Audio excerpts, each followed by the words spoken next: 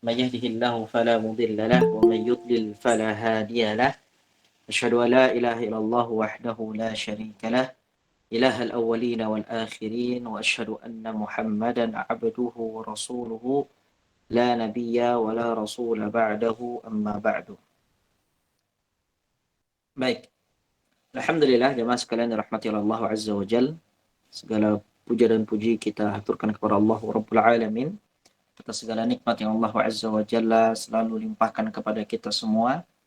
Hingga detik ini kita dapat kembali berkumpul bersama dalam majelis ilmu dengan berharap kepada Allah Subhanahu wa taala agar Allah menjadikan ilmu yang kita dapatkan adalah ilmu yang dapat kita amalkan, kita dakwahkan sehingga itu menjadi pemberat timbangan amal kebaikan kita kelak nanti di akhirat. Allahumma amin. Salawat serta salam semoga selalu tercurahkan dan terlimpahkan kepada junjungan besar Nabi kita Muhammad sallallahu alaihi wasallam, kepada para sahabat dan keluarga beliau ila yaumiddin. Baik, pada kesempatan kali ini insyaallah tabaraka wa taala kita akan melanjutkan pembahasan kita dalam Kitab Tauhid ya, jilid yang kedua, di mana pada pertemuan yang lalu kita sudah membahas bersama tentang pembatal-pembatal keislaman di pasal yang keempat ya, hal-hal yang membatalkan iman.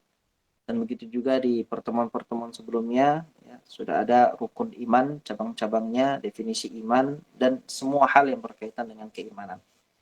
Maka ya pada pasal yang kelima yang akan kita bahas insya Allah pada pertemuan kali ini berkaitan dengan pelaku dosa besar dan dosa kecil. Tentunya ya, kalau pada pembahasan yang lalu kita bahas tentang pembatal-pembatal keimanan, iman itu bisa batal sebagaimana wudu itu bisa batal ya, maka di kesempatan kali ini kita akan bahas tentang sesuatu yang bisa mempengaruhi keimanan. Kalaupun keimanan itu tidak dapat lenyap secara keseluruhan, paling tidak ya, maksiat yang dilakukan oleh seorang hamba itu akan berdampak kepada keimanan itu sendiri ya.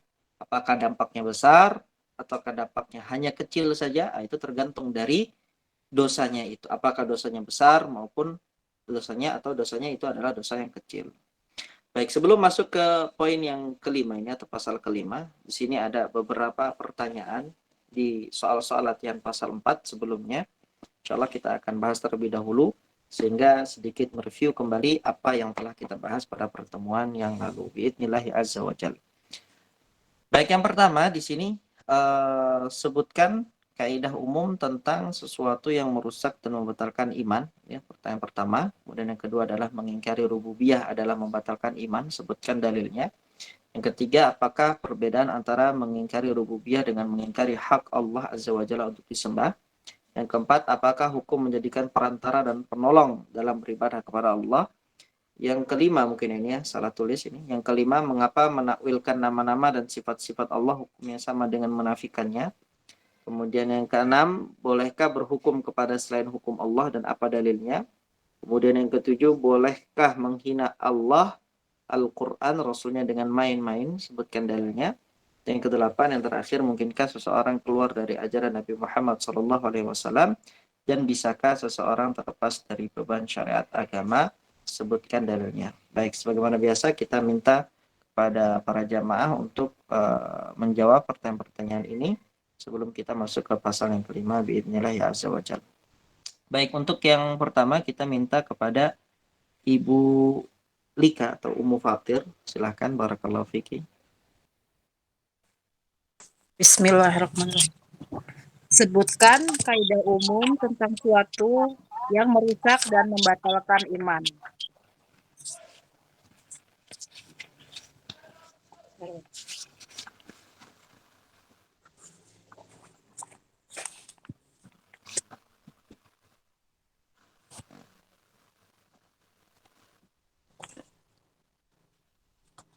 Sesuatu yang dapat menghapus iman, yang merusaknya antara lain: 1. Mengingkari rububiyah, 2. Sombong serta menolak beribadah kepada Allah, 3. Menjadi perantara dan penolong yang ia sembah atau ia mintai pertolongan selain Allah, 4. Menolak sesuatu yang ditetapkan oleh Allah untuk dirinya atau yang ditetapkan oleh Rasulnya, Kelima, mendustakan Rasulullah Shallallahu Alaihi Wasallam tentang sesuatu yang beliau bawa.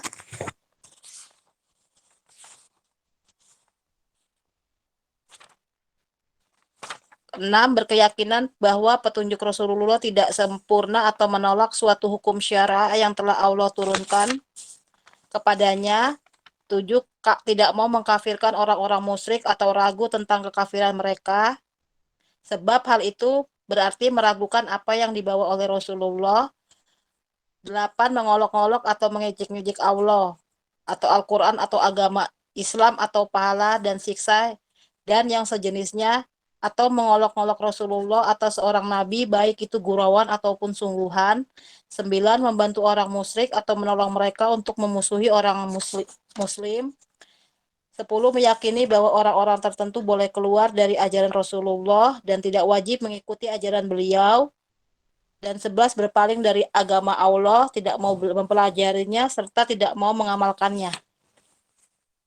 Baik, Masya Allah. Itu adalah sebagian dari kaidah umum tentang sesuatu yang membatalkan keimanan yang tadi sudah disebutkan oleh Mufatir. Jazakillah khair wa barakallahu fiik.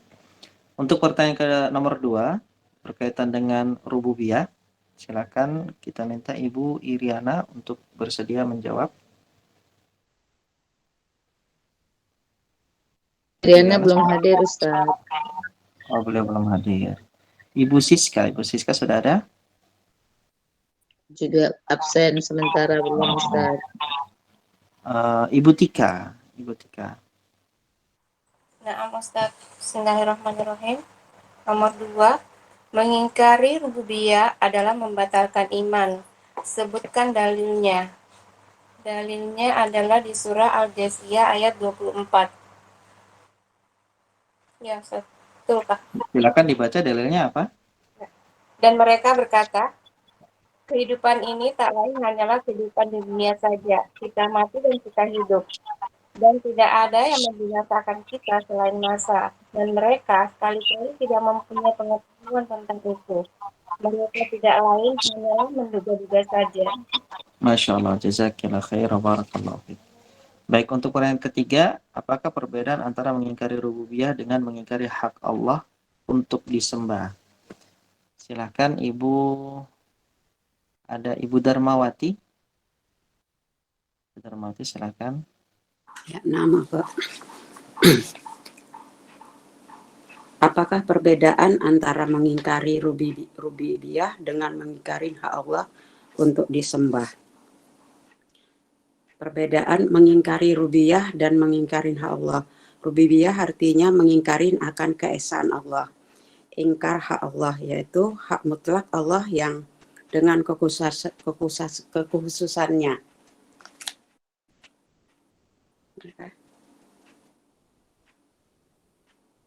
Itu merupakan rububiyah ya? Iya.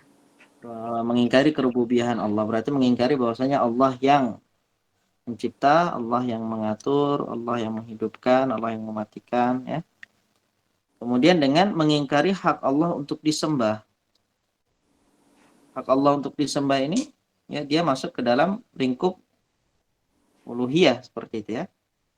Maksudnya kita menyembah hanya kepada Allah Subhanahu wa taala. Dan ini perbedaan antara ya rububiyah dengan uluhiyah. Jazakallahu khair wa barakallahu fiik. Berikutnya nomor 4 berkaitan dengan hukum menjadikan perantara dan penolong dalam beribadah kepada Allah. Ada Ibu Endang. Ustaz. Ibu ya. 4. Apakah hukum menjadikan perantara dan penolong dalam beribadah kepada Allah SWT? Hukumnya haram ya. Ya, hukumnya apa? Haram ya, batil ya. Ya, haram. Tidak boleh ya. Tidak boleh kita menjadikan ya perantara penolong dalam beribadah kepada Allah. Selain Allah Subhanahu wa taala. Tidak boleh kita menjadikan ada perantara antara kita dengan Allah dalam ibadah yang dimana kita sembah perantara itu lalu kita jadikan perantara itu sesuatu yang kita mintai. Ini diharamkan dalam agama dan ini termasuk kesyirikan yang tidak diampuni ya dosanya. Kemudian nomor 5 berkaitan dengan menakwilkan nama-nama dan sifat Allah. Sini silakan Ibu Ita, Ibu Ita Paramita.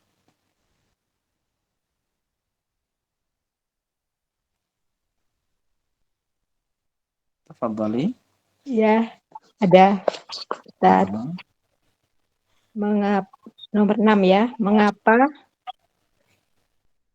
menakwilkan nama-nama dan sifat-sifat Allah hukumnya sama dengan menafikannya? Jawabannya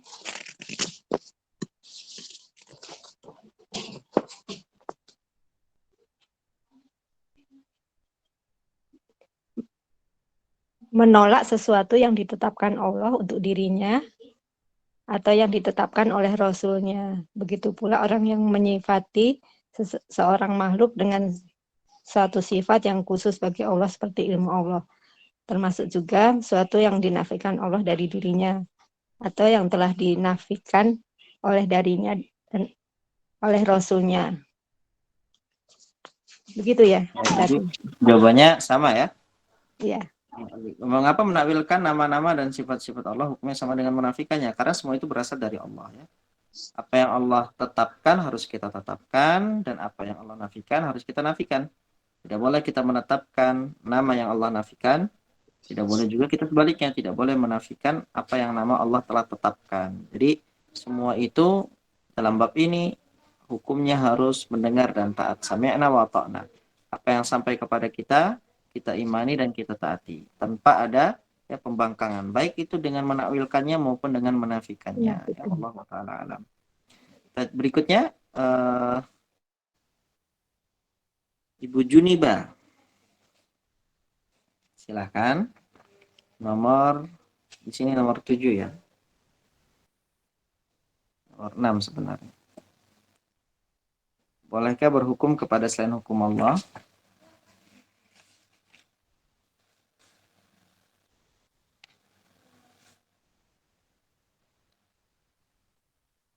Ya, bersama kita Ibu Juniba. Afwan Ustadz, katanya tadi bilang sama saya di tempatnya lagi ramai, ada Lagi ramai ya. ada walimah. Oke, Jadi nggak bisa siap. ikut serta. Ada Ibu Isna. Ya Ustaz, insya Allah. Silakan. Bismillahirrahmanirrahim. Bolehkah berhukum kepada hukum selain hukum Allah Ta'ala? Tidak boleh. Dalilnya adalah surat An-Nisa ayat 60. Antara lain. Ya, antara lain ya. An-Nisa 60 ya. Itu sudah sangat jelas ya. Masya Allah. Barakallahu fiik. Jazakillah khair. Berikutnya, bolehkah menghina Allah dan Al-Quran, menghina Rasul dengan main-main? Itu juga dengan dalilnya. Silakan disebutkan. Ibu Al-Khanza. Nah, Ustaz.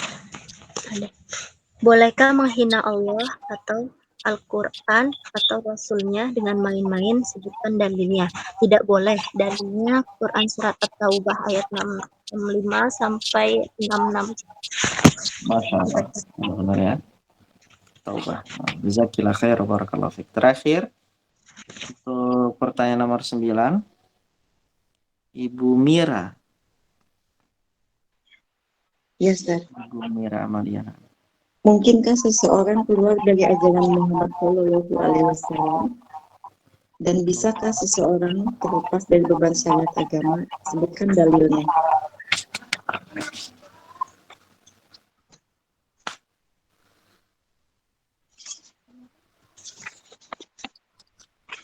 Tidak. Boleh tidak? Tidak boleh. Tidak boleh. Dalilnya? Dalilnya yaitu Al-Maidah 3. Iya, Al-Maidah 3. Pada hari ini telah kusempurnakan untukmu agamamu dan telah kucukupkan kepadamu nikmatku dan telah kuridoi Islam itu menjadi agama bagimu. Nah, sudah ya Ustaz? Sudah. Jazakillah khair wa barakallahu fiik. Baik, itu tadi soal latihan 4, insya Allah dapat dipahami dengan baik ya oleh ibu-ibu sekalian. Nanti tinggal. Ustaz tanya Ustaz. Oh iya, silahkan. Dari pertanyaan nomor 3 tadi, itu bisakah lebih disimpelkan supaya mungkin tidak secara teks di buku ini ya. Mungkin kalau misalnya Ya, rububiyah itu kan pertanyaannya perbedaan antara mengingkari rububiyah dengan mengingkari hak Allah untuk disembah. Itu kan memang tadi Ustaz menjelaskan bahwa yang rububiyah itu adalah Allah, sedangkan uluhiyah itu kan perbuatan hamba. Bisa nggak dilihat dari situ, Ustaz? bisa, benar. Oke. Iya, karena dari situ perbedaannya. Itu Jadi, lebih jelas, Ustaz. Kalau dilihat dari segi itunya, perbuatannya itu lebih jelas sama saya. bagaimana Ibu? Kalau dilihat dari perbuatan atau pelaku, Ya, dijelaskan dari segi pelakunya itu lebih jelas lah maksudnya. Lebih jelas, Ustaz. oh dari orang yang melakukannya maksudnya? Ya, pelakunya. Ya, Itu lebih kalau jelas. pelakunya gini, misalnya dia mengatakan Allah itu bukan yang menciptakan langit dan bumi. Allah itu bukan yang mengatur alam semesta. Allah itu bukan penguasa alam semesta. Allah itu bukan yang memberikan rezeki. Nah, ini ucapan orang yang mengingkari kerububiahan Allah. Seperti itu ya. Kemudian yang kedua, ya, orang yang dia mengingkari hak Allah untuk disembah. Seperti apa? Tidak mau untuk sujud kepada Allah. Ya. Atau dia sujud kepada Allah, tetapi dia sujud kepada selain Allah. Juga masuk dalam lingkup ini. Sujudnya dia kepada selain Allah. Nah, ini masuk dalam ini. Berarti dia mengingkari hak Allah untuk disembah. Kemudian, ya, begitu juga dengan meminta dan berdoa. Dia meminta bukan kepada Allah, tetapi kepada selain Allah. Nah, juga ini, ya. Karena berdoa itu masuk dalam ibadah, penyembahan. Kita beribadah kepada Allah dengan doa kita. Ya. Sebagaimana ada orang yang menyekutukan Allah dalam bab doa, itu berarti dia berdoa kepada selain Allah. Jadi, dengan mengingkari hak Allah untuk disembah itu dengan pelanggaran-pelanggaran kesyirikan. Perbuatan, ya. Baik itu perbuatan maupun dengan ucapan. Ya, ucapan dia tidak mau untuk beribadah kepada Allah. Ini adalah mengingkari hak Allah untuk disembah. Seperti itu, Ibu. Ustaz, insya Allah. Jazakallah khair. Amin wa iyyak, barakallahu fiik. Baik, untuk pelajaran kita hari ini insya Allah tema kita adalah hukum pelaku dosa besar. Ya, karena ini memang masuk ke dalam ranah keimanan. Setidaknya itu akan berdampak pada keimanan kita ya. Nah, kita insya Allah akan baca. Hari ini insya Allah kita minta Ummu Fatir untuk membaca materi kita hari ini insya Allah. Bismillahirrahmanirrahim. Pasal 5. Hukum pelaku dosa besar. Dosa terbagi menjadi dosa besar dan kecil. 1.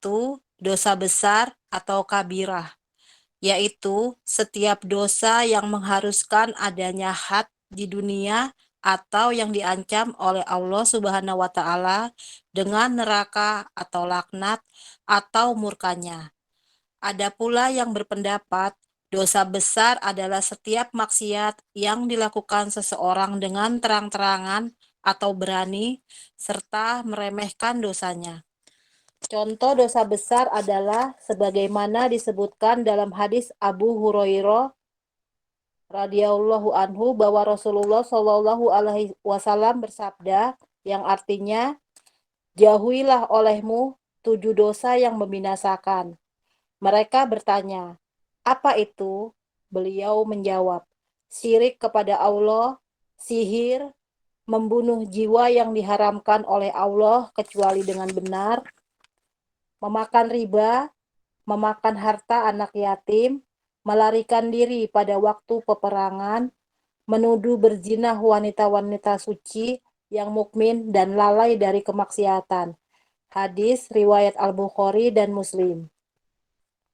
Kedua, dosa kecil atau sagiroh, yaitu segala dosa yang tidak mempunyai had di dunia, juga tidak terkena ancaman khusus di akhirat. Ada pula yang berpendapat bahwa dosa kecil adalah setiap kemaksiatan yang dilakukan karena alpa atau lalai dan tidak henti-hentinya orang itu menyesali perbuatannya, sehingga rasa kenikmatannya dengan maksiat tersebut terus memudar. Contoh dosa kecil adalah apa yang diriwayatkan oleh Abu Hurairah bahwasanya Rasulullah Shallallahu Alaihi Wasallam bersabda yang artinya dicatat atas bumi Adam bagiannya dari zina, pasti dia mendapatkannya. Tidak mungkin tidak. Maka dua mata zinanya adalah memandang. Dua telinga zinanya adalah mendengar. Lisan zinanya adalah berbicara.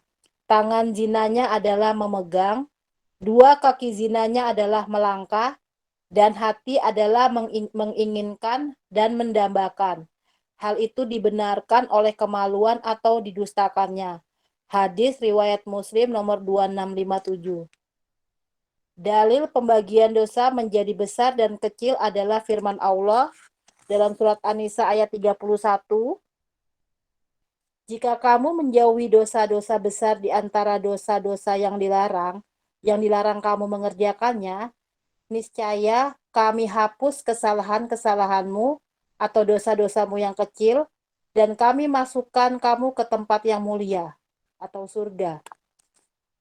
Di An-Najm ayat 32, yaitu orang yang menjauhi dosa-dosa besar dan perbuatan keji yang selain dari kesalahan-kesalahan kecil. Sesungguhnya Robmu maha luas ampunannya. Diriwayatkan dari Umar, Ibnu Abbas dan yang lainnya bahwasanya mereka berkata, tidak ada dosa besar dengan beristighfar dan tidak ada dosa kecil jika dilakukan dengan terus-menerus. Baik, barakallahu fiik wa jazakallahu khair. Yang pertama, hukum pelaku dosa besar. Dosa terbagi menjadi dosa besar dan kecil ya. Untuk yang pertama, dosa besar disebut dengan kabirah ya, kabirah. Kemudian untuk dosa kecil disebut shaghirah. Kabirah itu adalah dosa besar, shaghirah itu adalah dosa kecil.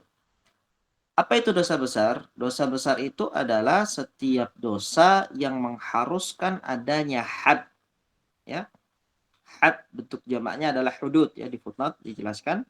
Had sama hudud itu sama, hanya saja bentuk had itu untuk mufradnya, jamaknya adalah hudud. Hudud itu adalah sanksi hukum ya, atau hukuman yang sudah ditentukan jenis dan ukurannya oleh syariat. Seperti rajam ya, cambuk 100 kali, potong tangan. Nah, itu adalah ya hukuman yang sudah ditentukan jenisnya oleh syariat. Jadi dosa yang kemudian ada hukuman yang telah ditentukan oleh syariat, maka dosa itu disebut dengan al-kabirah atau dosa besar. Gitu ya. Pokoknya setiap dosa yang sudah ada hukuman dari syariat dengan hukuman yang telah ditentukan jenis dan ukurannya, maka itu disebut dengan dosa besar. Itu yang pertama ya. Baik yang ya, dosa besar itu yang mengharuskan adanya had di dunia, atau dosa yang diancam oleh Allah dengan neraka, laknat, atau murkanya.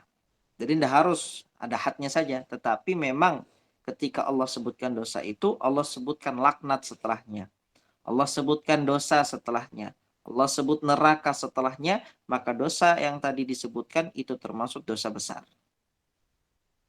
Ada pula yang berpendapat, dosa besar itu adalah setiap maksiat yang dilakukan seseorang dengan terang-terangan, ya, berani, serta meremehkan dosanya. Nah, ini ada pendapat seperti itu. Tapi pendapat yang benar, ya, dosa besar itu adalah dosa yang terdapat ancaman hukuman, ya, baik itu had maupun hukuman di akhirat. Kalau had itu kan hudud, hukuman di dunia. Seperti dia dirajam, potong tangannya, dicambuk 100 kali. Itu hukuman di dunia. Maupun ancaman hukuman di akhirat yang masuk ke dalamnya ya, ancaman neraka, murka dan laknat dari Allah Subhanahu wa taala. Contoh dosa besar adalah sebagaimana disebutkan dalam hadis Abu Hurairah radhiyallahu taala anhu. Sebelum masuk sini ya, di sini tadi disebutkan tentang seseorang yang melakukan dosa dengan terang-terangan. Ini pernah disebutkan oleh Nabi Shallallahu alaihi wasallam tentang orang yang melakukan ini disebut dengan mujaharah. Ya. Kata Nabi Shallallahu alaihi wasallam dalam hadisnya, kullu ummati mu'afatun illal mujahirin. Setiap hambaku, setiap umatku, kata Nabi, setiap umatku itu akan diampuni oleh Allah Subhanahu wa taala kecuali orang-orang yang bermujaharah. Siapa orang yang bermujaharah? Kata Nabi SAW, seseorang yang ketika dia di malam hari melakukan maksiat dan di pagi hari dia menceritakan maksiat itu kepada temannya, padahal Allah sudah menutupi serapi-rapinya kemaksiatan atau aib yang dilakukan tengah malam. Ya, ini adalah gambaran orang-orang yang mujahirin atau melakukan mujaharah, yaitu orang yang melakukan kemaksiatan, dia memiliki aib maksiat, pelanggaran syariat yang dilakukan antara dirinya kepada Allah Subhanahu wa taala, tidak ada yang tahu karena Allah sudah tutupi aibnya, tetapi dia sendirilah yang menceritakannya kepada orang lain. Ya, ini masuk ke dalam ya seseorang yang melakukan dan menceritakan dosanya secara terang-terangan serta meremehkan dosanya. Ya, ini ancamannya itu jelas ya, sangat besar dari Nabi SAW. Orang yang seperti ini ya sangat sulit untuk mendapatkan ampunan dari Allah Subhanahu wa taala. Baik, untuk contoh dosa besar adalah sebagaimana disebutkan dalam hadis Abu Hurairah. Ini kata Nabi SAW, ijtanibus sab'al mubiqat. Jauhilah 7 dosa yang membinasakan. 7 dosa yang membinasakan. Ada 7 dosa termasuk dosa kabair, dosa-dosa besar. Qalu, para sahabat bertanya, wa ma hunna? Apa dosa-dosa itu wahai Rasulullah? Qala, Nabi bersabda, asyirku billah. Jadi dosa besar yang paling pertama kali disebut oleh Nabi, paling besar ancamannya, paling besar dosanya adalah menyekutukan Allah Subhanahu wa taala. Syirik kepada Allah, asyirku billah. Kemudian yang kedua adalah wasihru, sihir. Ya. Ini masih banyak ya dari orang-orang sekitar kita yang melakukan sihir ini ya. Datangi dukun, lalu kemudian baik itu dengan sihir-sihir percintaan ya, atau sihir tafriq ya, menjauhkan antara suami dengan istri, atau untuk menaklukkan hati ya, lawan jenis ya. Baik itu juga dengan sihir-sihir yang masuk ke dalam, kalau bahasa mereka adalah ilmu hitamnya ya, dukun hitamnya, dengan menyantet dan yang lain sebagainya. Ini adalah dosa yang membinasakan. Jika seseorang melakukannya, maka dunia dan akhiratnya akan hancur. Karena ini disebut oleh Nabi sebagai mubiqat. Kemudian yang ketiga adalah waqatlun nafsil lati haramallahu illa bil haq. Membunuh jiwa yang diharamkan oleh Allah kecuali dengan benar. Benar ini maksudnya apa? Jika syariat itu mengatakan orang yang murtad itu kemudian dibunuh, ya, kemudian ada khalifah yang memerintahkan kita untuk membunuh, maka itu tidak masuk dalam hadis ini. Ya. Yang masuk dalam hadis ini adalah orang-orang yang membunuh jiwa yang diharamkan oleh Allah. Apa yang diharamkan? Seseorang itu ketika dia masuk ke dalam Islam, maka tidak boleh ya, jiwanya untuk dibunuh, darahnya untuk ditumpahkan. Karena Islam itu diantaranya datang untuk melindungi jiwa, melindungi ya nyawa, melindungi darah. Dari itu kata Nabi SAW, awwalu ma yuhasabu bainal ibadi fid dima. Yaumal qiyamah, pada hari kiamat nanti, hal yang pertama kali akan dihisab, dipersidangkan oleh Allah di antara para hamba, itu adalah permasalahan darah. Si fulan membunuh si fulan, kabilah fulan membunuh kabilah fulan, ya.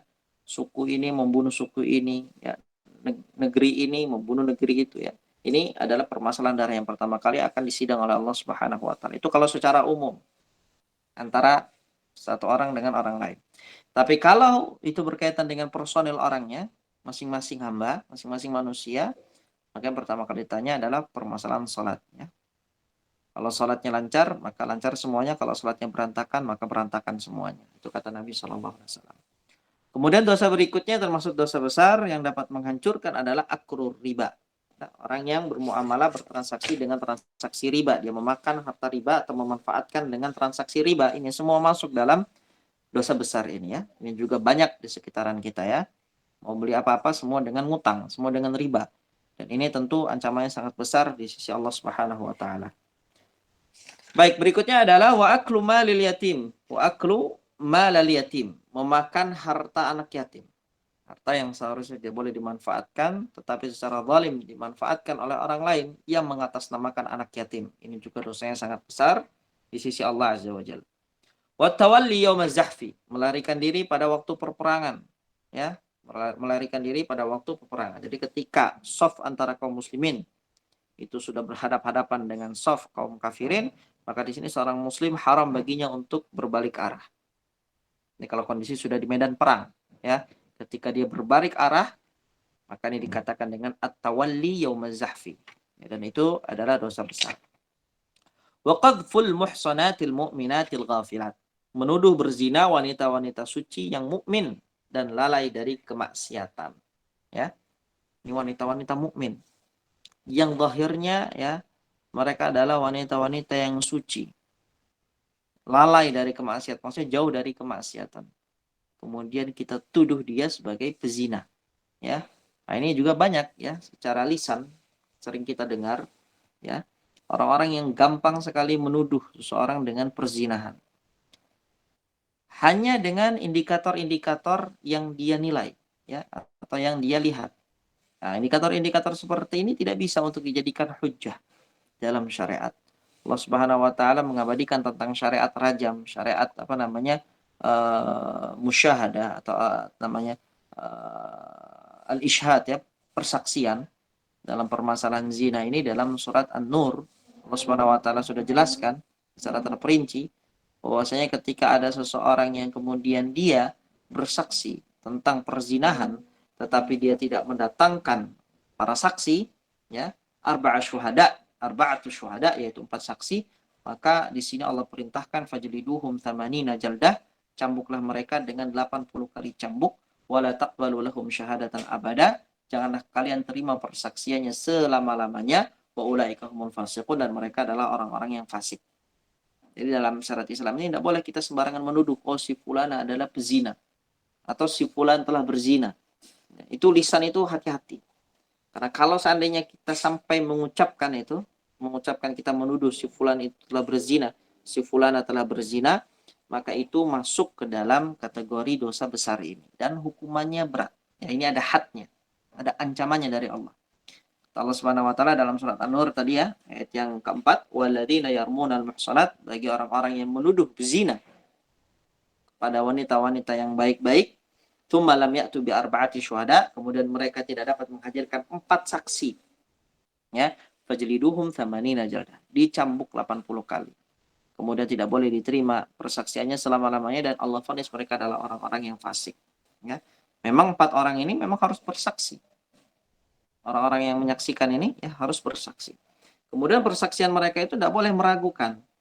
Mereka harus yakin dengan persaksiannya. Kalau misalnya 4 orang maju kepada hakim dan mengadukan perzinahan yang mereka lihat, misal 4 orang ini, ya, maju, 3 orang melihat dengan mata kepala mereka, bukan remang-remang, ya, bukan sesuatu yang tidak jelas, tetapi mereka lihat itu.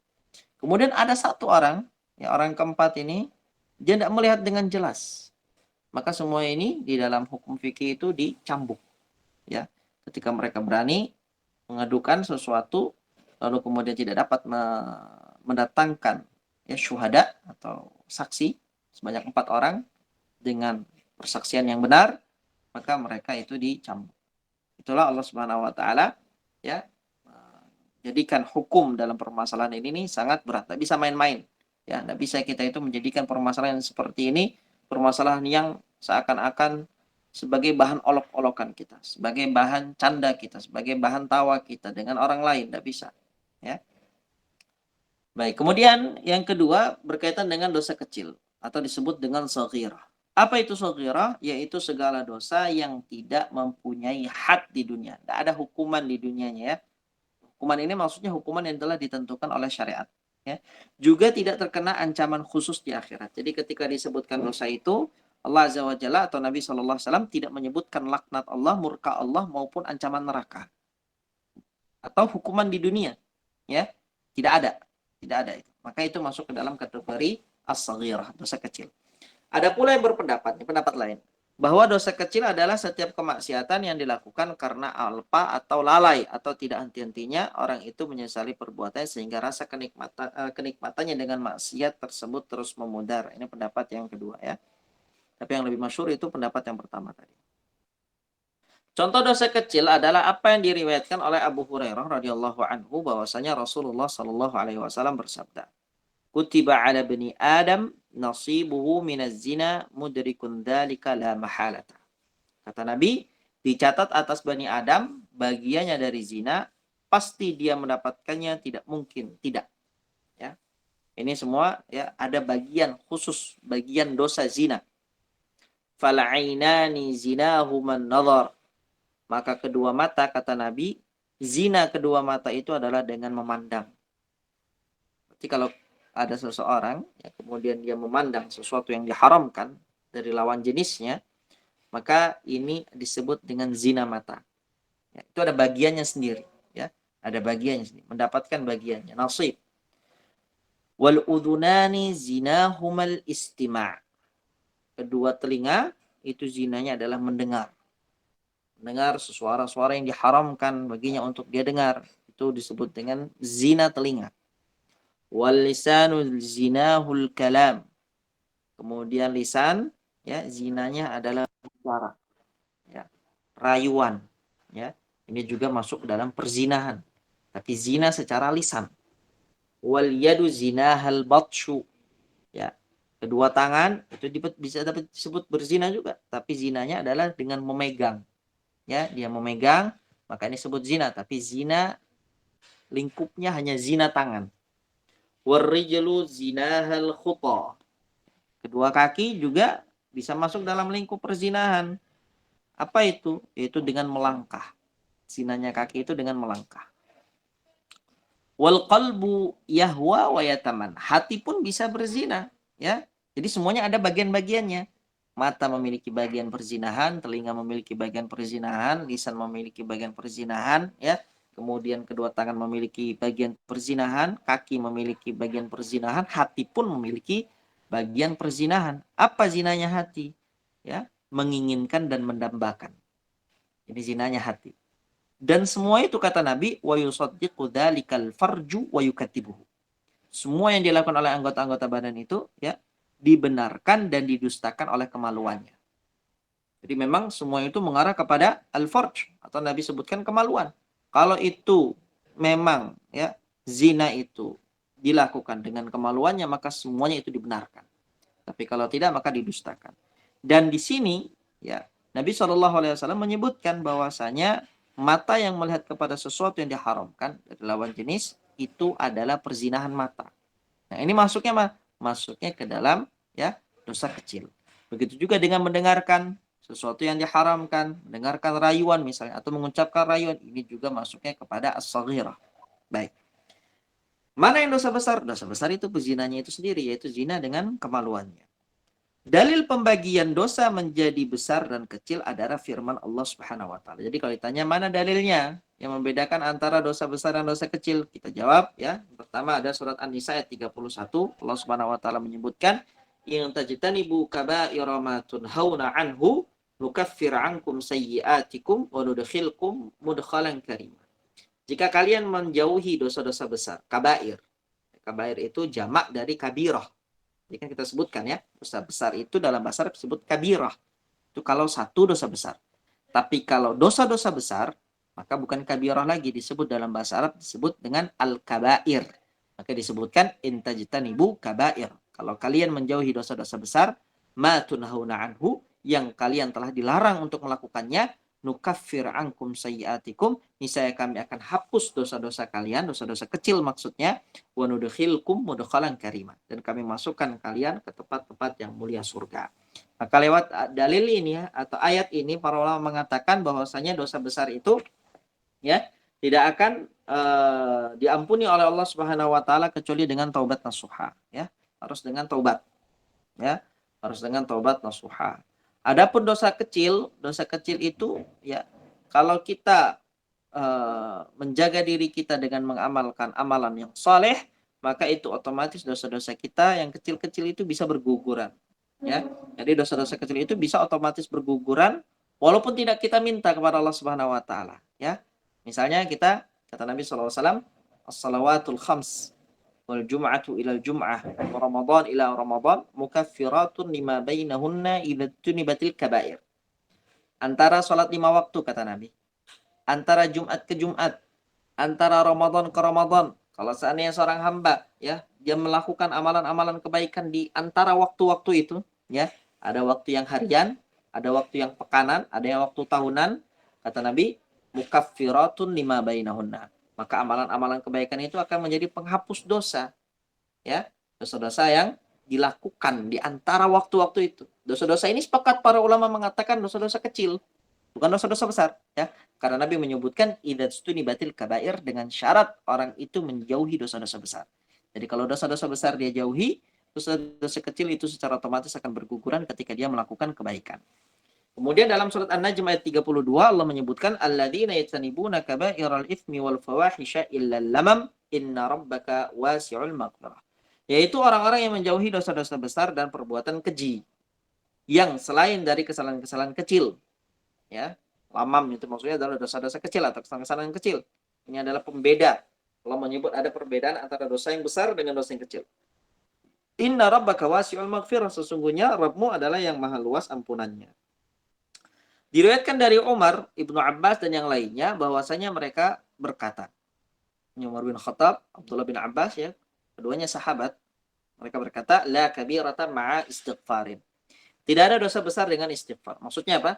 Dengan seseorang itu beristighfar, maka seseorang itu bertobat. Ketika seseorang itu bertobat, maka dosa besarnya diampuni oleh Allah. Ya, dosa besarnya diampuni. Jadi dosa besar itu dapat dihapuskan dengan beristighfar, bertaubat kepada Allah. Wala saghirata ma'a israrin, dan tidak ada yang namanya dosa kecil kalau dilakukan dengan terus-menerus. Jadi walaupun dia masuk kategori dosa kecil, tapi kalau dilakukan terus-menerus, sudah nasihati, masih dilakukan, maka dosa yang kecil itu akan berubah dan menumpuk menjadi dosa yang besar. Seperti itu ya. Allah Ta'ala alam. Baik, silakan dilanjut.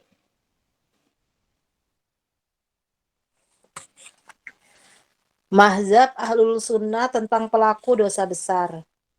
Sesungguhnya, orang yang melakukan dosa besar tidaklah menjadi kafir jika dia termasuk ahli tauhid dan ikhlas. Tetapi, ia adalah mukmin dengan keimanannya dan fasik dengan dosa besarnya.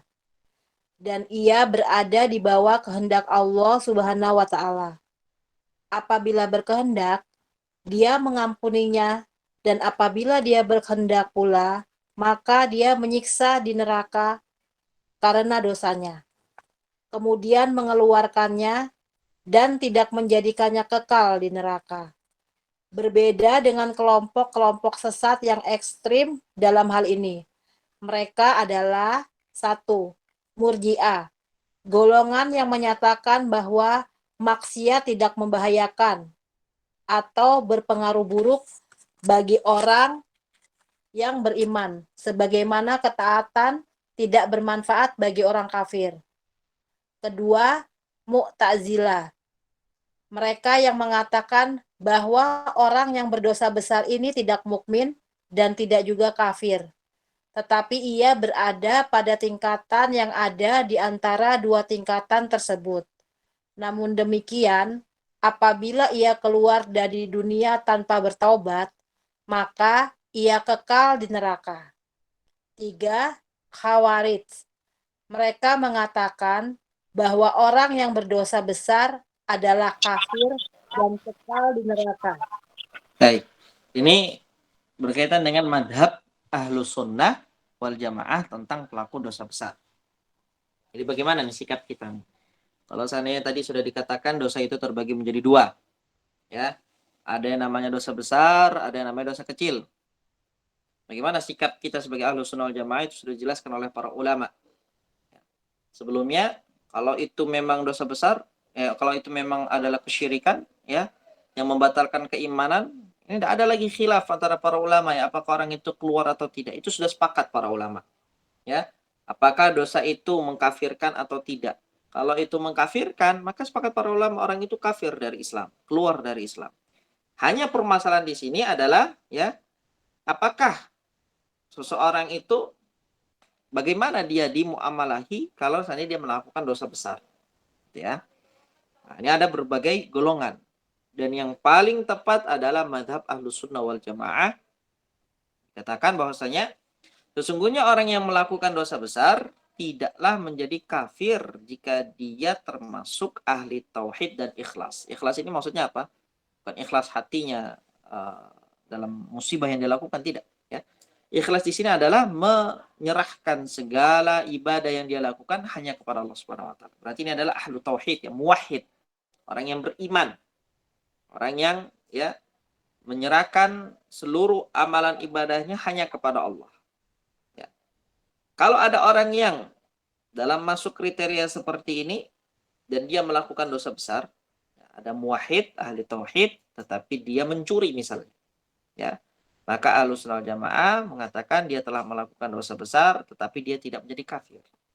Ya, karena mencuri itu bukan sesuatu yang mengkafirkan, kan seperti itu. Tetapi ia adalah mukmin dengan keimanannya dan fasik dengan dosa besarnya. Jadi bedakan ya. Apakah seorang mukmin yang mencuri itu dia kafir? Tidak. Dia iman sesuai dengan keimanannya, tapi dia fasik dengan dosa pencuriannya. Dan ia berada di bawah kehendak Allah Azza wa Jalla. Bagaimana ya nanti dia di akhirat dengan dosa yang dia lakukan? Ya, kita katakan tahtal masyiah. Ini Ahlussunnah wal Jamaah mengatakan seperti itu, ya. Orang yang melakukan dosa besar itu tidak kafir selama dia tidak menghalalkan, istihlal, dan mengatakan, oh, yang namanya minum khamr itu tidak mengapa dalam agama. Itu berarti dia istihlal. Mencuri itu halal. Berarti itu istihlal. Kalau istihlal kafir. Karena dia sudah membuat tasyri' yang baru, ya, syariat yang baru. Dia musyarri' di sini. Allah katakan halal, dia katakan haram. Allah katakan haram, dia katakan halal. Nah, ini berarti dia menjadi, ya, memposisikan dirinya sebagai pembuat aturan dan pembuat syariat selain Allah. Jadi selama orang itu tidak melakukan istihlal dan dia hanya melakukan dosa besar, maka menurut Ahlussunnah wal Jamaah orang itu tetap berada dalam keimanannya, tidak kafir. Lalu berikutnya, ya, bagaimana kalau dia mati? Bagaimana dosa besarnya? Kita katakan Ahlussunnah wal Jamaah mengatakan tahtal masyiah, itu kembali kepada kehendak Allah, berada di bawah kehendak Allah. Apabila Allah berkehendak, Allah akan ampuni dia. Dan apabila Allah berkehendak pula, maka Allah akan menyiksa dia di neraka karena dosanya. Lalu kemudian Allah mengeluarkannya dan tidak menjadikannya kekal di neraka. Jadi itu tahtal masyiah. Itu pemahaman tahtal masyiah itu adalah seseorang memahami orang yang melakukan dosa besar itu tidak kekal di neraka. Dan perkaranya dikembalikan kepada Allah. Kalau Allah mau ampuni, Allah akan ampuni. Kalau Allah akan adab, maka Allah akan adab dia ke dalam neraka. Tetapi tidak Allah kekalkan di dalam neraka. Ini adalah paham Ahlussunnah wal Jamaah dalam perkara ini. Berbeda dengan kelompok-kelompok sesat yang ekstrim dalam hal ini. Mereka adalah disebutkan di sini 3, ya. Yang pertama murji'ah, golongan murji'ah. Yaitu golongan yang menyatakan bahwa maksiat tidak membahayakan atau berpengaruh buruk bagi orang yang beriman. Jadi ketika ada seseorang itu telah mengaku beriman, mau dia melakukan apapun dari dosa-dosa besar, dia melakukan apapun dari kemaksiatan, bahkan dia melakukan kekafiran pun, mereka katakan, ya, itu tidak akan berpengaruh buruk pada keimanannya. Imannya tetap beriman.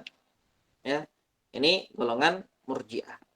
Mereka berhujjah sebagaimana ketaatan tidak bermanfaat bagi orang kafir.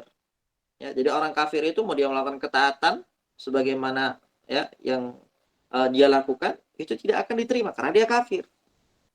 Nah, mereka memahami secara, ya, mafhumul mukhalafahnya. Berarti kalau seperti itu orang yang beriman, dia melakukan maksiat apapun tidak akan berpengaruh kepada keimanannya. Nah, ini adalah pemahaman yang salah. Ya. Ahlussunnah Jamaah mengatakan keimanan itu akan berpengaruh kalau seandainya seseorang itu melakukan dosa besar. Imannya akan berpengaruh, menjadi kurang, menjadi tidak sempurna. Lalu kemudian golongan yang kedua adalah Mu'tazilah. Siapa mereka? Mu'tazilah itu adalah orang-orang yang mengatakan bahwa orang yang berdosa besar ini tidak mukmin, tidak kafir. Mereka, ya, mengatakan orang kalau ada yang berzina, orang kalau ada yang mencuri, orang kalau ada yang membunuh, maka dia tidak kafir dan tidak juga mukmin. Tetapi apa? Bainal manzilatain. Mereka katakan orang ini berada pada tingkatan yang ada di antara dua tingkatan. Tadi kan ada tingkatan kafir, ada tingkatan mukmin. Nah, orang ini di tengah-tengahnya. Bainal manzilatain, di antara dua tingkatan itu. Dia tidak memvonis orang itu kafir, tidak memvonis orang itu mukmin. Kalau Ahlussunnah wal Jamaah tidak tegas mengatakan orang itu mukmin. Tapi Mu'tazilah tidak mengatakan orang itu mukmin. Baik. Tetap mengatakan, namun demikian apabila ia keluar dari dunia, maksudnya meninggal, mati, tanpa bertaubat, maka ia kekal di neraka. Mu'tazilah tidak menghukumi kafir, tetapi dalam keyakinan mereka, orang ini ketika dia mencuri, lalu dia mati, dia masuk neraka, kekal abadi dalam neraka. Orang Mu'tazilah ketika melihat ada pezina, ya, dia tidak mengatakan mukmin, tidak mengatakan kafir orang itu, tetapi dia meyakini kalau orang ini mati maka dia kekal dalam neraka. Ahlussunnah wal Jamaah tidak, ya. Orang itu divonis sebagai mukmin, tapi nanti di akhirat tahtal masyiah. Apakah Allah ampuni, apakah Allah berikan dia taubat, ataukah Allah mengadabnya, itu terserah sesuai dengan kehendak Allah. Itu perbedaan antara Mu'tazilah dengan Ahlussunnah wal Jamaah. Dan yang ketiga adalah Khawarij. Khawarij jelas mengatakan orang yang berdosa besar, orang yang mencuri, orang yang berzina, orang yang membunuh misalnya, adalah kafir dan kekal di neraka. Ya. Vonis kafir dalam kehidupan dunia ini. Beda sama Mu'tazilah, Mu'tazilah tidak mau vonis. Tapi kalau nanti orang itu mati, dia meyakini ini kekal di neraka. Seperti itu ya perbedaan antara firqah ini, firqah yang tiga antara Murji'ah, Mu'tazilah dan Khawarij. Baik, silakan dilanjutkan. Dalil-dalil Ahlul Sunnah. Ahlus Sunnah berhujjah dengan dalil-dalil yang banyak sekali dari Al-Quran dan Al-Hadis. Di antaranya Quran Surat Al-Hujurat ayat 9 sampai dengan 10. Dan jika ada dua golongan dari orang-orang mukmin berperang, maka damaikanlah antara keduanya. Jika salah satu dari kedua golongan itu berbuat aniaya terhadap golongan yang lain, maka perangilah golongan yang berbuat aniaya itu, sehingga golongan itu kembali kepada perintah Allah. Jika golongan itu telah kembali kepada perintah Allah, maka damaikanlah antara keduanya dengan dalil dan berlaku adillah. Sesungguhnya Allah menyukai orang-orang yang berbuat adil. Sesungguhnya orang-orang mukmin adalah bersaudara. Karena itu, damaikanlah antara kedua saudaramu dan bertawakallah kepada Allah supaya kamu mendapat rahmat. Segi istidlal atau pengambilan dalilnya, Allah Subhanahu wa Ta'ala tetap mengakui keimanan pelaku dosa peperangan dari orang-orang mukmin dan bagi para pembangkang dari sebagian golongan atas sebagian yang lain. Dan dia menjadikan mereka menjadi bersaudara. Dan Allah Subhanahu wa Ta'ala memerintahkan orang-orang mukmin untuk mendamaikan antara saudara-saudara mereka seiman. Kedua, Abu Sa'id Al-Khudri mengatakan bahwa Rasulullah Shallallahu Alaihi Wasallam bersabda, yang artinya Allah memasukkan penduduk surga ke surga. Dia memasukkan orang-orang yang dia kehendaki dengan rahmatnya. Dan dia memasukkan penduduk neraka ke neraka. Kemudian berfirman, lihatlah, orang yang engkau dapatkan dalam hatinya iman seberat biji sawi, maka keluarkanlah ia. Maka dikeluarkanlah mereka dari neraka dalam keadaan hangus terbakar. Lalu mereka dilemparkan ke dalam sungai kehidupan atau air hujan. Maka mereka tumbuh di situ seperti biji-bijian yang tumbuh di pinggir aliran air. Tidakkah engkau melihat bagaimana ia keluar berwarna kuning melingkar? Hadis riwayat Muslim dan Al-Bukhari. Segi istidlatnya adalah tidak kekalnya orang-orang yang berdosa di neraka. Bahkan orang yang dalam hatinya terdapat iman yang paling rendah pun akan dikeluarkan dari neraka. Dan iman seperti ini tidak lain hanyalah milik orang-orang yang penuh dengan kemaksiatan, dengan melakukan berbagai larangan, serta meninggalkan kewajiban-kewajiban.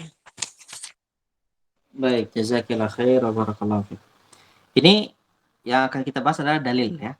Dalil yang dipegang oleh Ahlus Sunnah wal Jamaah di dalam membantah pemikiran Murji'ah, dalam membantah pemikiran Mu'tazilah dan Khawarij dalam permasalahan ini berkaitan dengan pelaku dosa besar.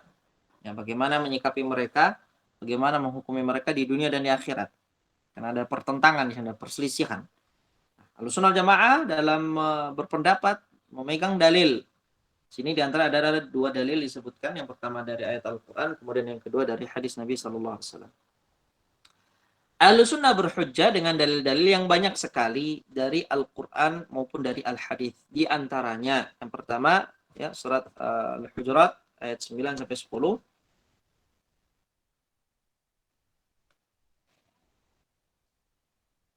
Kata Allah Subhanahu wa taala, "Wa in ta'ifatani minal mu'minina qatatalu fa aslihu bainahuma." Jika ada dua golongan dari orang-orang beriman saling berperang, maka damaikanlah antara keduanya. Nah, di sini ada dosa yang Allah sebutkan, yaitu dosa membunuh. Ini ada seorang mukmin yang membunuh mukmin yang lain, atau ada sekelompok orang beriman yang membunuh, memerangi kelompok ya orang-orang beriman yang lain. Sama-sama beriman tapi saling dibunuh. Ini kalau ditanya dosa, dosa. Ya. Tapi apakah itu mengkafirkan? Tidak mengkafirkan. Kenapa? Karena Allah menyebutkan wa in ta'ifatani minal mu'minin. Ya. Jika ada dua golongan dari kaum beriman atau dari orang-orang beriman, Allah menyebutkan tetap ya, baik yang memerangi dan diperangi, baik kaum A dan B, baik kelompok A dan B, semuanya Allah katakan minal mu'minin, orang-orang beriman. Ini dalil ya, bahwasanya mereka bukan orang kafir dengan peperangan yang mereka lakukan atau dengan pembunuhan yang mereka lakukan. Tetap beriman. Fa in baqat ihdahuma 'alal ukhra, kalau di antara kedua golongan atau kelompok itu ada yang berbuat aniaya terhadap kelompok yang lain, faqatilul lati tabghi hatta tafi'a ila amrillah. Maka perangilah oleh kalian golongan yang berbuat aniaya atau kelompok yang zalim itu hingga kelompok itu kembali kepada perintah Allah. Perintahkan untuk diperangi. Ya, sudah dinasihati tidak mau berdamai, malah ada salah satu yang menzalimi, menganiaya. Maka yang dia menganiaya itulah Allah perintahkan untuk diperangi. Fa in fa'at fa aslihu bainahuma bil adli wa aqsitu. Kalau seandainya ya kelompok itu sudah kembali kepada Allah, kelompok yang menganiaya itu sudah kembali kepada Allah, kepada perintah Allah, maka damaikanlah antara keduanya dengan adil. Ya, wa aqsitu, dan berlaku adillah engkau. Innallaha yuhibbul muqsitin, sesungguhnya Allah menyukai orang-orang yang berbuat adil. Kemudian Allah sebutkan innamal mu'minuna ikhwah. Sungguhnya kaum mukminin, orang-orang yang beriman antara satu dengan yang lainnya adalah bersaudara. Fa aslihu baina akhawaykum, karena itu damaikanlah antara kedua saudara kalian. Wattaqullaha la'allakum turhamun, dan bertakwalah kepada Allah agar kalian mendapatkan rahmatnya. Segi istidlal atau pengambilan dalilnya adalah Allah Azza wa Jalla dalam ayat ini tetap mengakui keimanan pelaku dosa peperangan dari orang-orang mukminin. Tetap Allah katakan minal mukminin tadi ya. Dan bagi orang yang membangkang atau kelompok yang membangkang dari sebagian golongan di atas ya, di mana mereka membangkang atas sebagian yang lainnya, dan dia menjadikan mereka, Allah Subhanahu wa taala menjadikan mereka sebagai bersaudara antara satu dengan yang lainnya. Kalau Allah vonis sebagai orang kafir kan tidak mungkin Allah sebut sebagai saudara dengan orang beriman. Tapi di sini Allah tetap katakan innamal mu'minuna ikhwah. Ya, Allah tetap masukkan mereka dalam kelompok kaum mukminin, dan Allah sebut kaum mukminin antara satu dengan yang lainnya itu bersaudara. Dan Allah Subhanahu wa taala memerintahkan orang-orang mukmin untuk mendamaikan antara saudara-saudara mereka seiman. Nah, ini dalil yang pertama ya, bahwasanya pelaku dosa besar itu tidak kafir. Ya. Kemudian yang kedua, Abu Sa'id Al-Khudri mengatakan bahwa Rasulullah Shallallahu Alaihi Wasallam bersabda, "Yudkhilullahu ahlal jannatil jannata." Allah memasukkan penduduk surga ke dalam surga. Wa yudkhilu man yasha'u bi rahmatihi. Ya, wa yudkhilu ahlan narin nara. Ya, Allah memasukkan orang-orang yang Allah kehendaki dengan rahmatnya ke dalam surga, dan Allah memasukkan penduduk neraka ke neraka. Ya, Allah masukkan penduduk surga ke surga, Allah masukkan penduduk neraka ke neraka. Tsumma yaqul, kemudian Allah berfirman, "Unzuru man wajadtum fi qalbihi mithqala habbatin min khardalin min imanin fa akhrijuhu." Lihatlah oleh kalian, ini perintah Allah kepada penduduk surga. Orang-orang yang engkau atau orang-orang yang kalian dapatkan dalam hatinya keimanan seberat biji darrah, ya, seberat biji darrah atau khardal, maka keluarkanlah ia dari neraka. Ini syafaatnya kaum beriman, ya, kaum mukminin. Kaum mukminin itu nanti dalam di kehidupan akhirat mereka dapat memberikan syafaat kepada orang-orang yang beriman tetapi mereka dicuci oleh Allah terlebih dahulu dalam neraka. Makanya Allah perintahkan, wahai kaum mukminin yang ada dalam surga, pergilah kalian, ya, untuk mengeluarkan orang-orang yang kalian lihat di neraka. Mereka memiliki keimanan walaupun imannya sangat sedikit. Ya. Fayukhrijuna minha, maka penduduk surga pun mengeluarkan orang-orang yang ada dalam neraka itu, orang-orang yang mereka lihat masih terdapat dalam dirinya keimanan. Ya. Humama, dan orang-orang yang dikeluarkan dari neraka itu hangus terbakar, ya, gosong, humam. Qadim tahasyu, yang dimana mereka itu sudah hangus terbakar. Fayulqauna fi nahril haya, lalu kemudian orang-orang tersebut dilemparkan ke dalam sungai kehidupan. Ya. Fayambutuna fihi, maka mereka pun tumbuh di situ. Dimasukkan ke dalam sungai kehidupan, lalu mereka tumbuh sebagaimana tumbuhnya biji-bijian yang tumbuh di pinggiran aliran air. Tunas baru, hijau. Gitu. Alam tarauha kaifa takhruju safra'a multawiyah? Tidakkah engkau melihat bagaimana ia keluar berwarna kuning melingkar? Nah, itu adalah permisalan yang Allah berikan kepada orang-orang, ya, jahannamiyun, ya, dalam riwayat lain disebut sebagai jahannamiyun atau mantan penghuni neraka jahanam. Yaitu orang-orang yang dikeluarkan oleh Allah Subhanahu wa taala karena mereka masih memiliki keimanan. Baik, dalilnya dari mana? Segi istidlalnya dikatakan tidak kekalnya orang-orang yang berdosa besar di neraka. Mereka dikeluarkan nih pada akhirnya, ya, mereka nggak kekal. Mereka masuk neraka kalau Allah kehendaki, ya.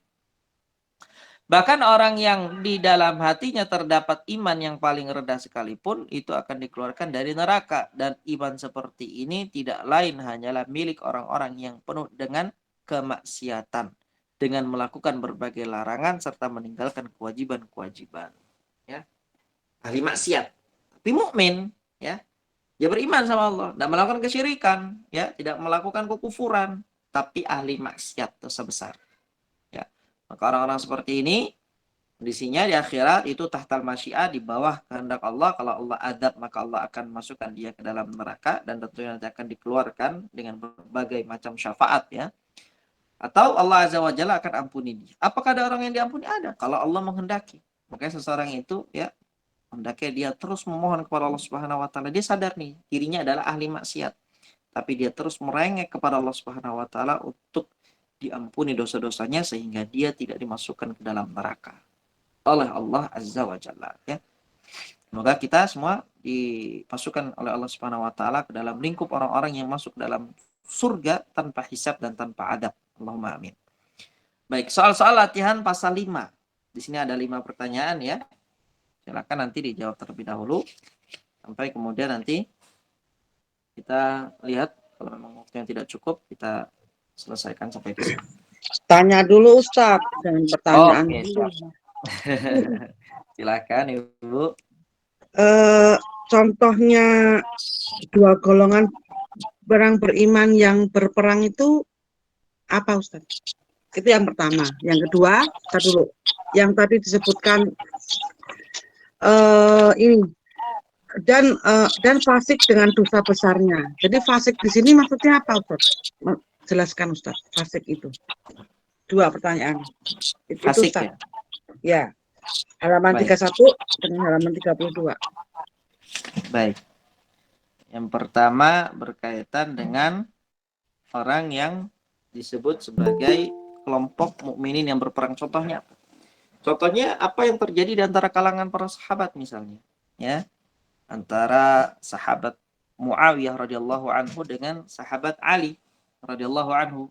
Ya, kan perang itu kan para sahabat kan terbagi menjadi 2, ya. Antara Ali bin Abi Thalib dengan Aisyah ummul mukminin radhiyallahu anhum ajma'in, ya. Itu semua terjadi peperangan, ya. Tapi di sini peperangan yang mereka lakukan, ya, itu tidak menjadikan mereka kafir. Tidak menjadikan mereka keluar dari Islam, ya. Tetap masuk dalam lingkup kaum mukminin. Ini diantara contohnya. Kemudian untuk fasik. Fasik itu apa? Fasik itu adalah istilah syariat. Ya, istilah syariat bagi orang-orang yang melakukan kefasikan. Al-fisqu, dalam bahasa Arabnya al-fisqu. Orang yang melakukan kefasikan atau pelakunya disebut dengan fasikun. Fasikun itu satu orang. Kalau banyak, fasikuna gitu ya. Jamak mudzakkar salim.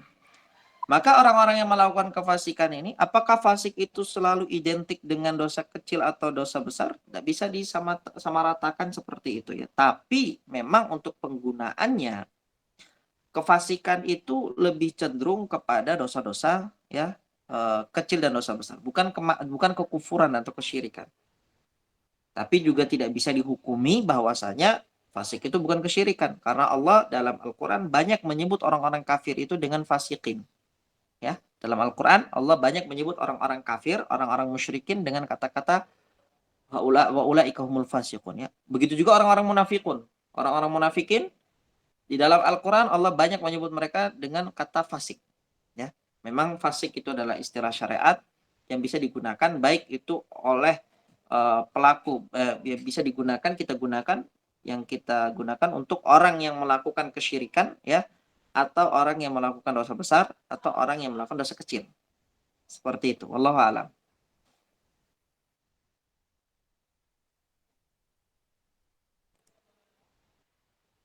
Pemahaman fasik masih belum jelas bagi saya. Tapi nanti aja sudah. Kalau sudah cukup sudah. Sebentar kalau gitu Ustaz, nambahin dengan Bu Isna mungkin lebih mudah dipahamin begini Ustaz, dengan fasik tadi. Fasik itu mungkin bisa dengan kata yang lebih sederhana, keluar dari ketaatan ya Ustaz. Ketaatan itu berbeda-beda gitu, bisa kalau Ustaz Benar, bisa. memahami ketaatannya itu kan Ustaz? Bisa. Bisa. Jadi fasik itu sebagaimana disebutkan ya, bisa diartikan orang yang melakukan atau melanggar ketaatan kepada Allah. Dan ketaatan itu kan bermacam-macam ya. Ada yang menyebabkan ketika itu dilakukan dia kafir, ada yang ketika dilakukan itu dosa besar, ada yang dilakukan kalau dilakukan itu adalah dosa kecil, ya. Karena kemaksiatan kan itu tadi terbagi menjadi 3 ya. Ada yang mengkafirkan, sebagaimana pembatal-pembatal keimanan yang kita bahas di pertemuan yang lalu, atau bisa masuk ke dalam lingkup dosa besar, ya. Atau bisa masuk ke dalam lingkup dosa kecil. Nah, ini fasik nih pakai yang mana nih? Ya. Jawabannya bisa pakai semuanya, ya. Orang yang melakukan kekufuran, kesyirikan bisa disebut sebagai orang fasik, ya. Orang yang melakukan dosa besar bisa disebut sebagai orang fasik. Orang yang melakukan dosa kecil bisa disebut sebagai orang fasik. Nah, itu semua boleh diucapkan. Wallahu a'lam. Jelas sudah insya Allah Ustaz. Nah, jazakillah khair Ibu. Barakallahu fiik. Baik, pertanyaan pertama. Sebutkan definisi dosa besar dan dosa kecil, ya. Apa itu perbedaan antara dosa besar dan dosa kecil? Nah, minta di sini Ibu Meti deh, Bu Met. Ustaz, tadi saya kirain Ustaz. Tadi sebelumnya kirain mau dijawab Bu Isna mengenai apa tadi satu Bu Isna ya, yang berperang tadi ya Bu Isna. Enggak kan? Sudah terjawab semua ya Bu Is. Sudah, contohnya kan tadi Ali kan, Ali berperang kan dengan di itu kan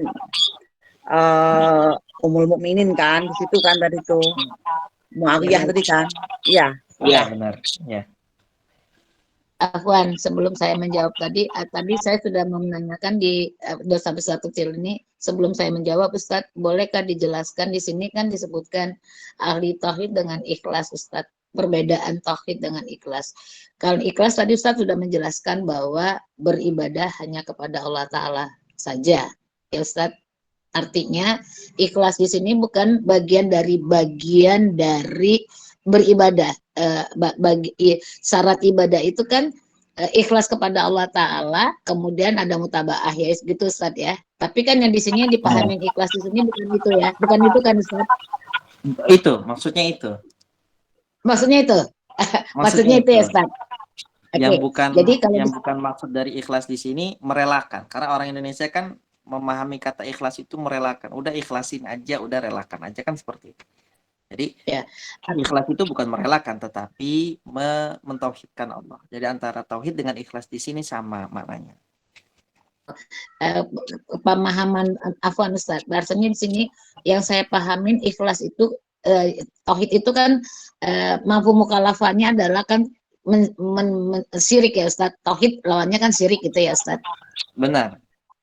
Begitu. Artinya gini, orang yang ikhlas itu adalah orang yang bersih dari kesyirikan. Artinya walaupun dia mengatakan secara ini, artinya dipahami supaya kan kita suka tadi Ustadz bilang pemahaman kita yang awam suka bilang tuh dalam ibadah ikhlas deh, ikhlas gitu Ustadz. Padahal kebaikan itu kan bukan itu yang dimaksud. Artinya ikhlas di sini diawalin paling mendasar adalah terlepas dari seluruh syirik gitu loh Ustaz. Baru dia disebut ikhlas. Begitu ya Ustaz memahaminya?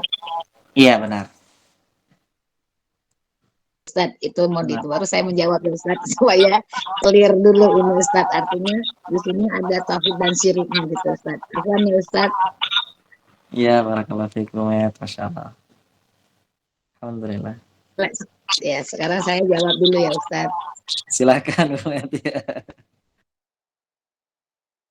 Tadi yang ditanya ini Ustaz ya. Sebutkan definisi dosa besar. Udah ya. Definisi dosa besar dan dosa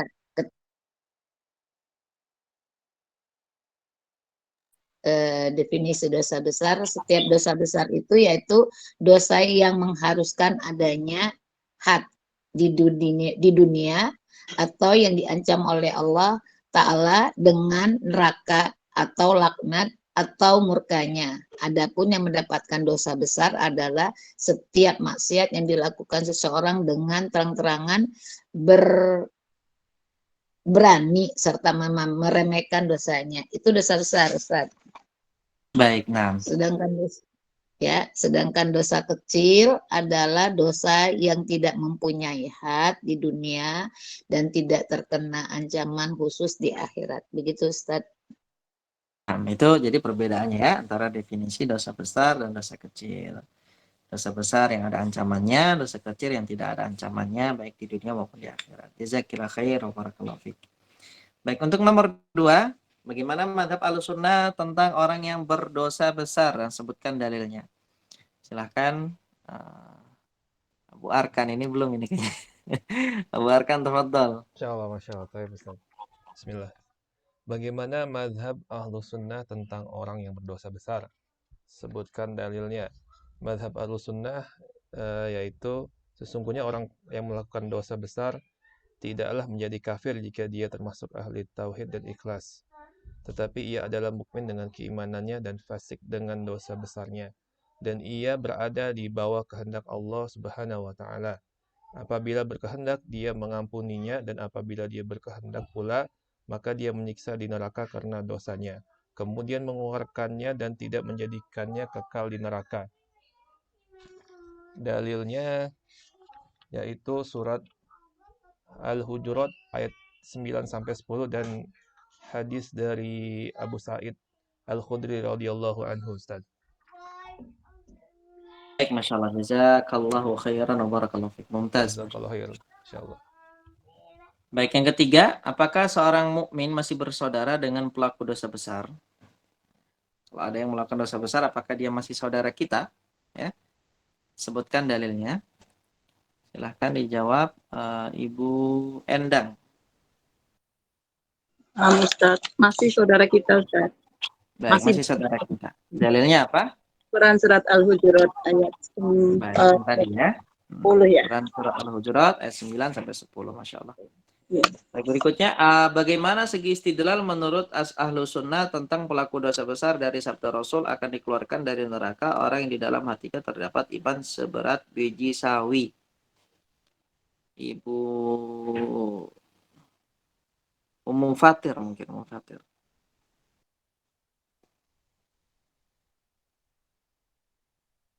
Fatir tadi sudah Ustadz, Ummu Akmal yang belum Oh, Ustadz. Ummu Akmal belum ya? Oh, Masya Allah, apa nih?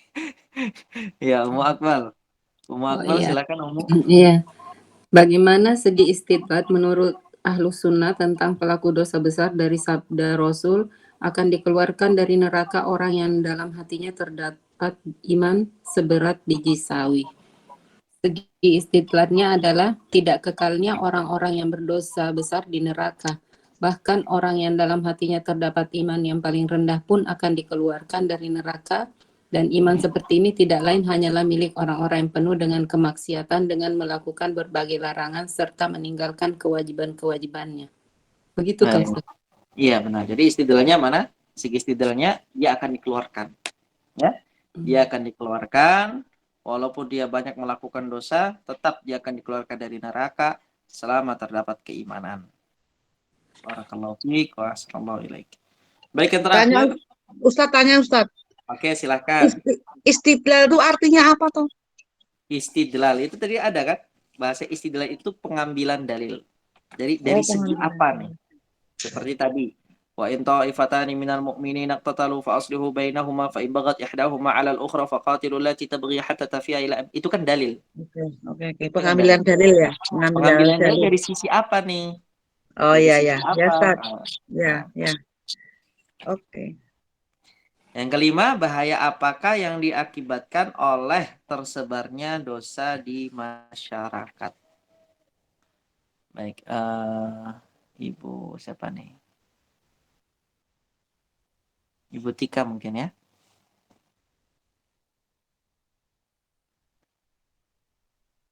Ibu Tika ada? Ya Ustaz, Afwan. Bahaya apakah yang diakibatkan oleh tersebarnya dosa di masyarakat?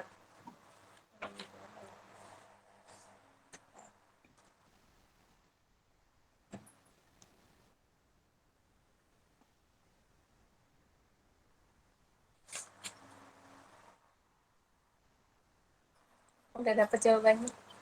Nggak ada jawabannya. Kayaknya nggak ada di situ ya. Iya. Murka Allah itu. Iya. Murka Allah, Masya Allah. Jadi murka Allah atau azab Allah itu akan menimpa suatu kaum kalau memang tersebar dosa di lingkungan tersebut. Makanya Nabi SAW itu pernah ditanya, wahai Rasulullah, anahlaku wa fina salihun, apakah kita akan dibinasakan oleh Allah atau diturunkan azab kepada kita, sedangkan di antara kita itu ada orang-orang yang saleh? Ya, kata Nabi SAW, na'am idza kathural khabathu. Iya, kalau kemaksiatan itu merambat banyak, ya. Di mana-mana kemaksiatan, tersebar kemaksiatan. Itu tetap Allah Azza wa Jalla akan mengadab suatu kaum dengan kemaksiatan yang mereka lakukan. Jadi walaupun banyak orang solehnya, nggak berimbas, nggak berdampak, tetap akan Allah adab. Kenapa? Karena untuk menjadi soleh saja tidak cukup. Ya, untuk menjadi soleh saja tidak cukup untuk menjadikan suatu wilayah itu menjadi wilayah yang aman dan terlindungi dari adabnya Allah. Bagaimana kalau seandainya orang tersebut ya sudah banyak yang soleh? Kita katakan soleh itu tidak cukup, tetapi dia harus islah. Bukan hanya soleh, tapi muslih. Ya. Memperbaiki orang-orang yang menegakkan syariat, amar ma'ruf, nahi mungkar.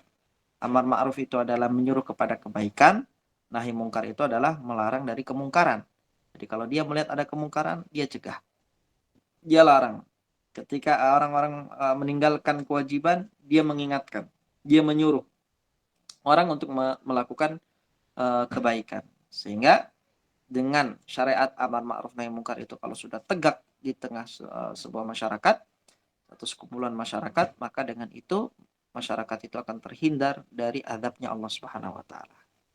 Itu bahayanya tadi benar ya, akan mendatangkan murka Allah. Baik, itu yang mungkin dapat kita bahas pada pertemuan kali ini. Insyaallah tabaraka wa taala pada pertemuan yang akan datang kita akan bahas masuk ke dalam pasal yang ke-6 berkaitan dengan tema dampak maksiat terhadap iman. Mungkin itu dari ana. Barakallahu fikum wa ahsanallahu ilaikum wa jazakumullahu khairan.